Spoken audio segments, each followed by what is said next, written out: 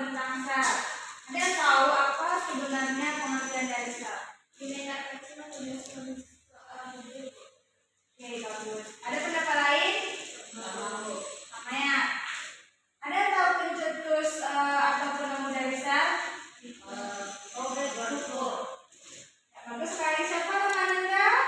Hilary, cantik sekali ya. Baik, selanjutnya kita akan masuk pada materi yaitu tentang komponen sel.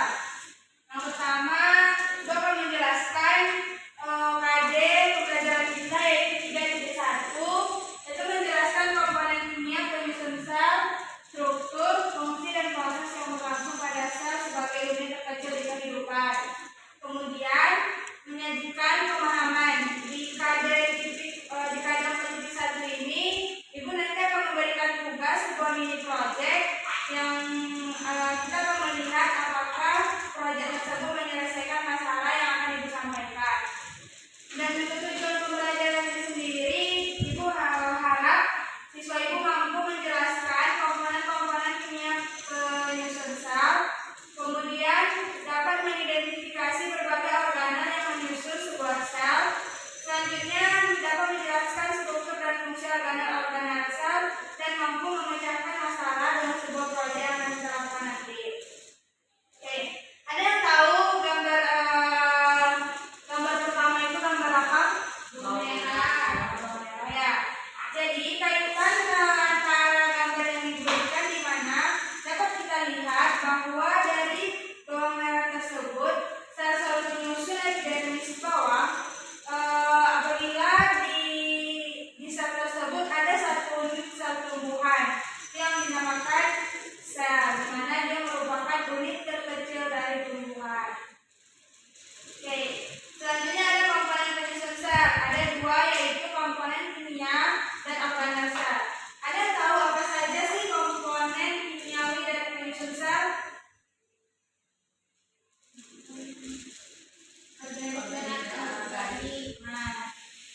Coba tunjuk tangannya. Ada komponen kimia itu dari dua, buku ada organik dan anorganik. Ya, bagus sekali ya kan, masih banyak. Kemudian ada komponen kimiawi seperti yang dibilangkan teman kalian tadi. Ada senyawa organik dan anorganik. Senyawa organik itu sendiri terdiri dari karbohidrat, lipid, protein dan asam nukleat. Kemudian senyawa anorganik adalah air dan mineral. Komponen kimiawi ini akan kita bahas pada kali-kali selanjutnya, itu pada sistem pencernaan. Selanjutnya kita akan membahas tentang organel sel. Pengertiannya itu sel merupakan bagian atau unit terkecil dari tubuh makhluk hidup atau organisme seperti yang dikatakan oleh Intan tadi. Jenis-jenis sel tersebut ada berdasarkan jumlah, yaitu organisme bersel tunggal atau uniselular. Kemudian contohnya ada bakteri dan amoeba. Sedangkan berselbannya ada multiselular, contohnya manusia, hewan dan tumbuhan tidak tinggi. Dan untuk berdasarkan membran intinya, sel dibedakan menjadi dua, yaitu prokariotik dan eukariotik. Di sini ingin bertanya kepada anak-anak ibu, apa saja makhluk hidup yang secara kasu atau tergolong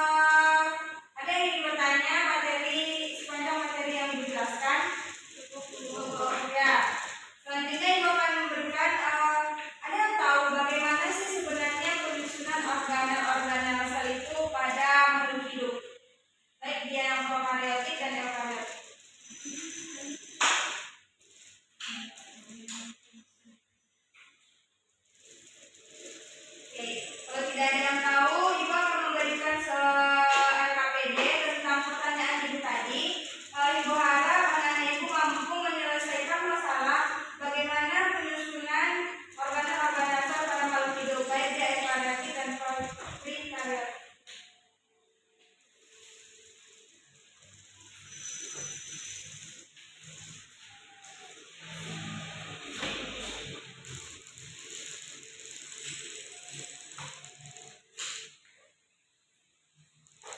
Bunda Ibu belum apa ya? Oh ya, maaf ya, Ibu lupa kira ini sudah dibagikan kelompok. Ibu ingin membagi ke kelompok. Coba hitung dari satu, dua, tiga, dua kelompok sayang. Satu, dua, satu, dua. Silahkan bentuk kelompoknya.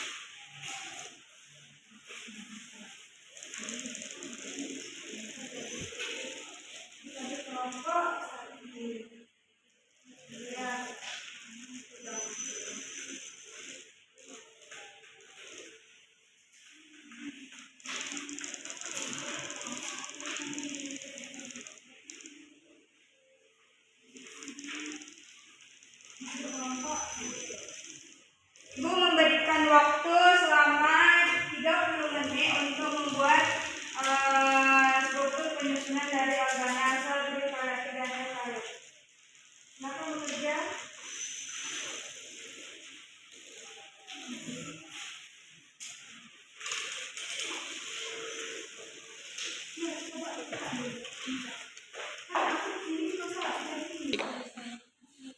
Kelompok satu, ada nggak kesulitan dalam mengerjakannya? Jauh ini tidak. Berarti lanjut ya, ada yang mau ditanyakan? Kelompok dua? Tidak boleh sampai selesai. Selesai ya, oke. Ada waktu 10 menit lagi. Kelompok satu udah siap? Nah.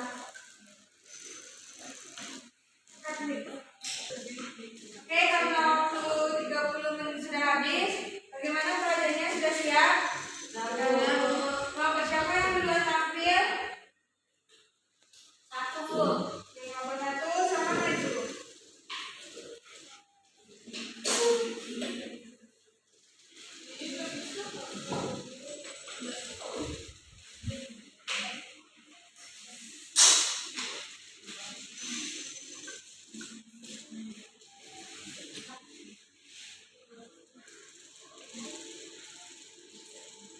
Baiklah, Assalamualaikum warahmatullahi wabarakatuh. Kami perwakilan dari kelompok A1 akan mempresentasikan hasil diskusi kami mengenai struktur sel bakteri.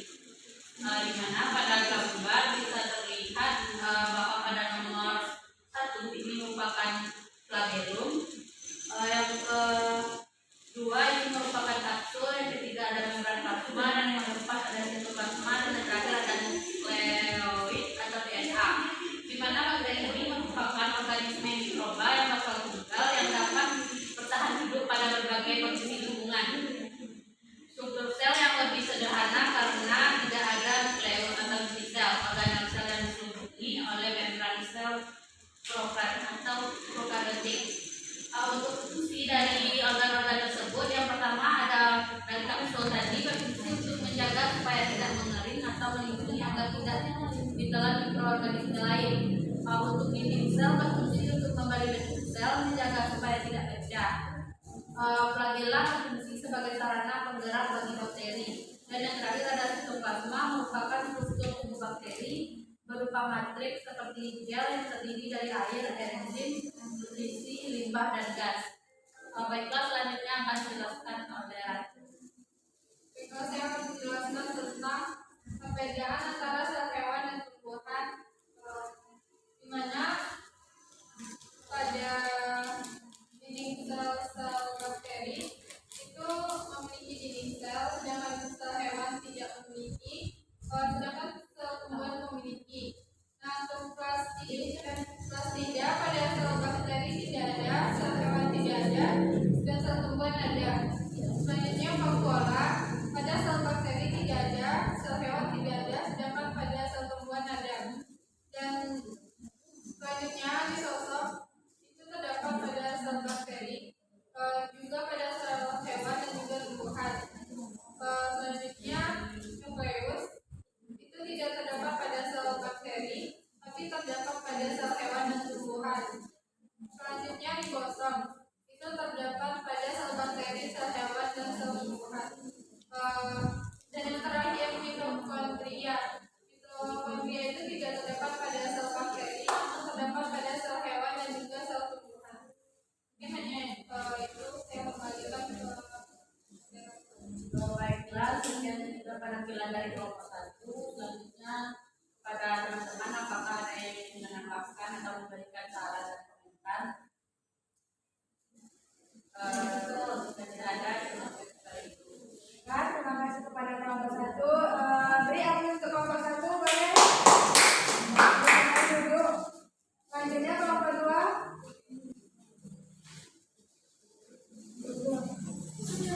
Kelompok 2, Sam. Naya. Silas.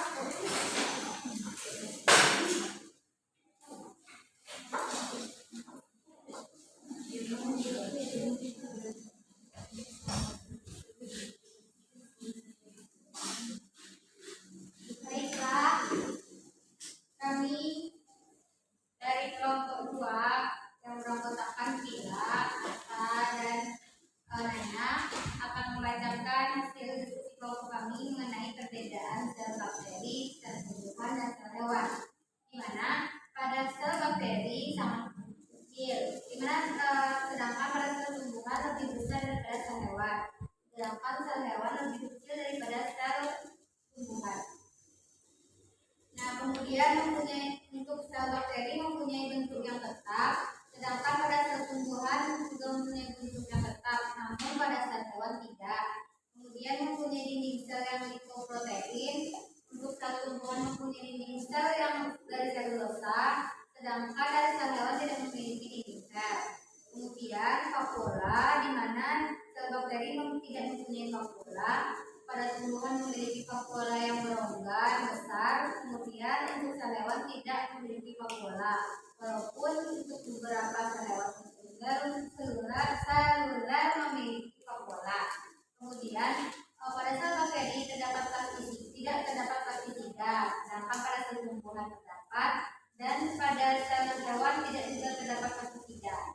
Baiklah, mungkin itu hasil presentasi dari kelompok kami. Saya kembalikan kepada Baiklah, terima kasih kepada kelompok 2. Mohon berikan aplausnya untuk kelompok 2. Silakan duduk.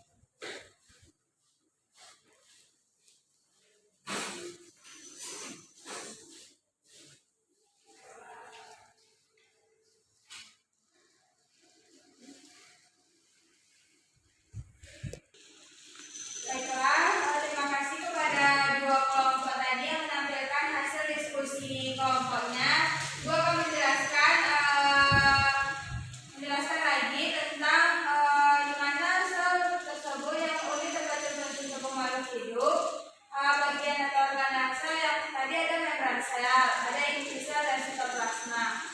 Membran sel gambarnya dapat terlihat seperti yang sudah ditampilkan, di mana bagian luar sel dapat dilihat protein, glikoprotein, glikolipid, dan protein ekstrinsik. Kemudian bagian dalam sel atau sitoplasma ada protein ekstrinsik, ada protein hidrofilik dan protein intrinsik. Kemudian ekor asam lemak serta kepala di layar atau fosfolipid. Selanjutnya ada inti nukleus, di mana pada sel eukariotik memiliki nukleus ini seperti yang dijelaskan dua kelompok tadi, sedangkan pada sel bakteri tidak memiliki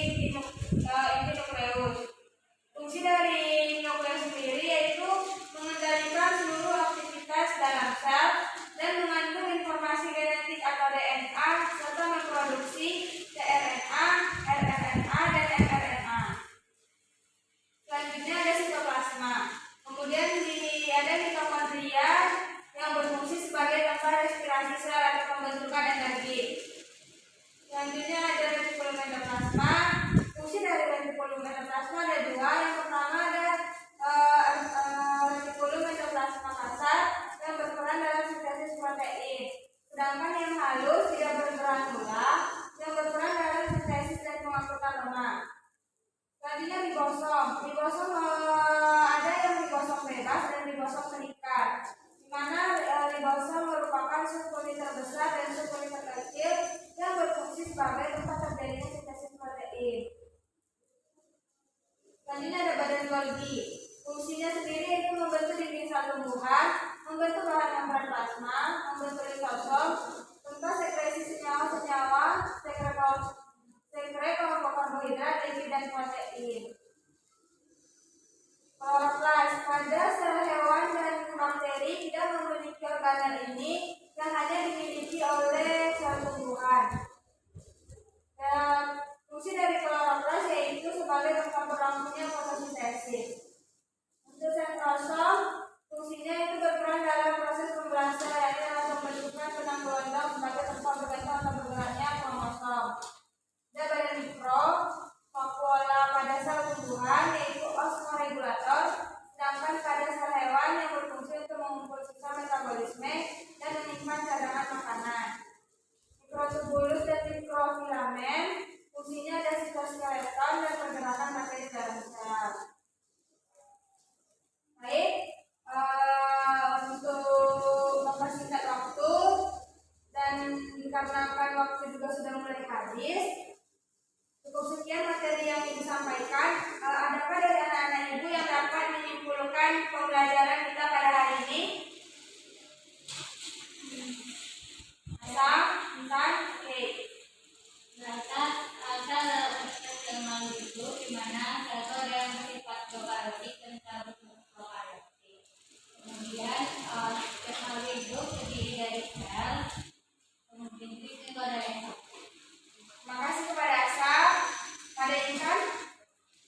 baiklah, itu menjawab kesimpulan pembelajaran hari ini yaitu sel merupakan unit fungsi tubuh yang mana terdiri atas dua yaitu sel prokaryotik dan eukaryotik. Yang mana prokaryotik adalah sel yang belum memiliki struktur yang sempurna, sedangkan eukaryotik sudah. Dan pada sel prokaryotik contohnya yaitu amoeba, sedangkan eukaryotik yang sudah sempurna itu adalah sel tumbuhan dan sel hewan. Dan eukaryotik perbedaan antara sel tumbuhan dan hewan yaitu pada ukuran vakuola dan dinding selnya. Baik, terima kasih kepada saudari Intan. Semua jawaban teman-temannya tadi benar ya, di mana sel merupakan unit struktural terkecil pada kehidupan makhluk hidup. Kemudian sel sendiri ada pada berdasarkan membran inti ada eukaryotik, yaitu belum memiliki inti sel. Contohnya pada amoeba dan bakteri. Kemudian eukaryotik yang sudah memiliki inti sel yaitu contohnya sel hewan dan sel tumbuhan. Baiklah, ibu rasa cukup sekian. Sebelum menutup pembelajaran, coba lakukan lagi dulu kembali duduknya.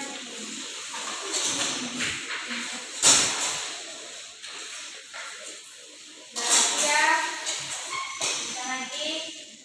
Baik, ibu rasa cukup sekian materi yang dapat ibu sampaikan pada hari ini. Untuk pertemuan selanjutnya tentang jaringan